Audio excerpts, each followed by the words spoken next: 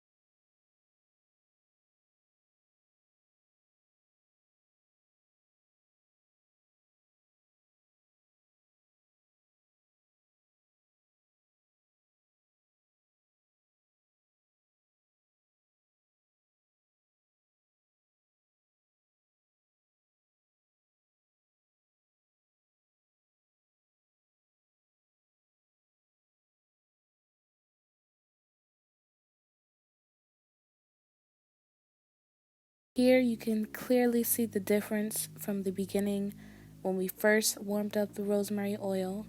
Here the color is a lot brighter. Now that we've heated it up, it's a lot darker, which means that the oil is being extracted. So here I'm just going to heat up the rosemary just slightly. As you can see right here, the leaves are moving very slowly, and there are small bubbles at the bottom of the pan.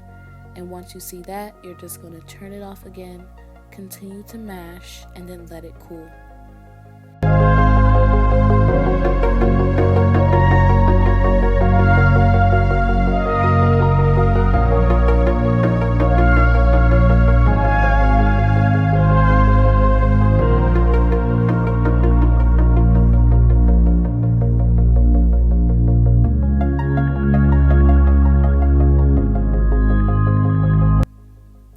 And now we are going to strain our oil, and this will be the final result.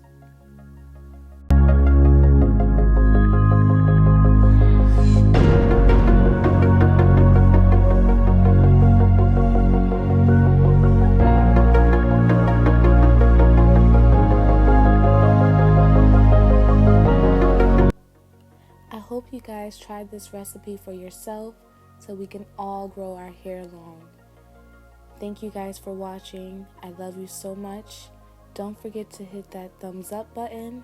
Don't forget to comment and subscribe, and turn on your post notifications so you can always be notified when I upload a video. Thanks for watching, and I'll see you in the next video.